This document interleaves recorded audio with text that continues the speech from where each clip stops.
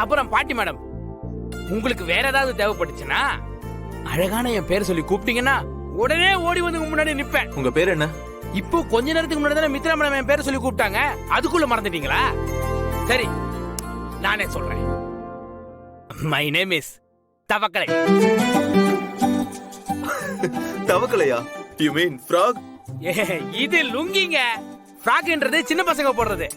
அட அது இல்லங்க, தவக்கலைக்கு இங்கிலீஷ்ல ஃப்ராக்னு பேரு, அததான் சொன்னேன்.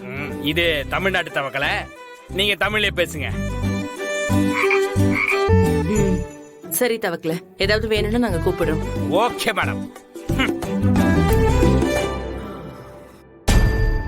நந்தினி, பாட்டி, விக்கி, நல்லா கேட்டுக்கங்க. மித்ராவோட கல்யாணம் நல்லபடியா நடக்கணும். உங்க அம்மா எனக்கு மித்ராவோட கல்யாணத்தை நடத்தி வைக்கிற பெரிய பொறுப்பை கொடுத்திருக்கா. இந்த கல்யாணத்துல எந்த தடங்களும் வந்துடக்கூடாது. இது ஏற்கனவே நின்னு போன கல்யாணம். இதை இந்த தடவை சரியா பண்ணி நடத்தினாதான் என் பையனோட ஆத்மா சாந்தி அடையும்னு நான் மட்டும் இல்ல, உங்க அம்மாவும் நம்புறா. மித்ரா கல்யாணத்தை கெடுக்க யார் நினைச்சாலும் அவங்கள சும்மா விடக்கூடாது. எந்த பாராபட்சமும் பார்க்க கூடாது. பாட்டி, இந்த விஷயத்தை தான் நீங்க ஃப்ளைட் ஏறின நிமிஷத்துல இருந்து பேசிக்கிட்டே இருக்கீங்க. நீங்க எதுவும் கவலைப்படாதீங்க பாட்டி. மித்ரா என்னோட மாமா பொண்ணு.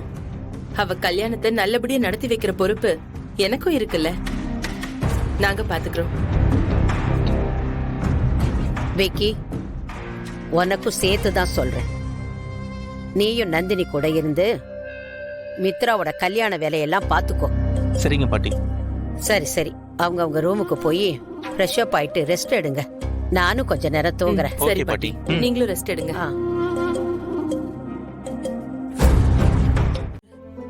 மித்ரா மேடம் பேசுறத நான் கேட்டுட்டு தானே இருந்தேன். எனக்கு ரொம்ப கஷ்டமா இருந்துச்சுங்க. இப்போ திடீர்னு ஒரு புது பிரச்சனையா?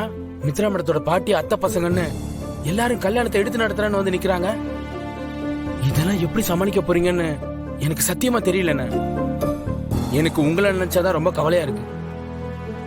அந்த பக்கமும் போக முடியாம இந்த பக்கமும் வர முடியாம நீங்க தவிக்கிற தவிப்பு எனக்கு நல்லாவே தெரியுதுண்ணே. எனக்கு என்ன பண்றதுன்னே தெரியலடா. இப்ப நடந்துட்டு இருக்கிற பிரச்சனையெல்லாம் பாக்குறப்போ இந்த மாதிரி சூழ்நிலையில எங்க என் குழந்தைங்களுக்கும் பாரதிக்கும் துரோகம் பண்ற மாதிரி சிச்சுவேஷன் வந்துருமோன்னு ஒவ்வொரு நிமிஷமும் துடிச்சுக்கிட்டு இருக்கேன். என் மனசு நிம்மதியாவே இல்லடா. மனசு பூரா இவங்களை இப்படி கஷ்டப்படுத்திக்கிட்டு இருக்கோமேன்னு உறுத்திக்கிட்டே தாண்டா இருக்கு. அதே நேரத்துல மித்ரா என் மேல உயிரா இருக்கா.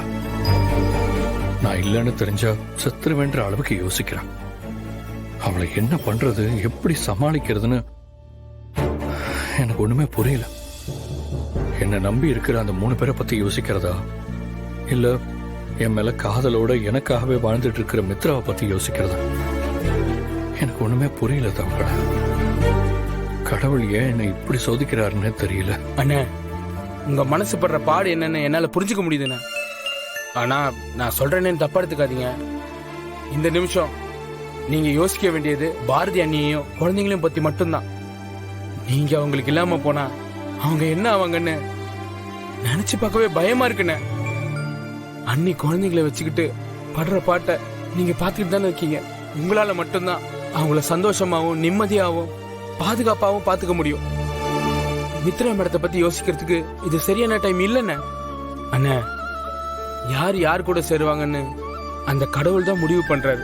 நீங்க மித்ரா மேடத்தை கல்யாணம் பண்ணிக்கிறதா இருந்தது தடப்பட்டு போச்சுல. அப்படின்னா என்ன அர்த்தம்?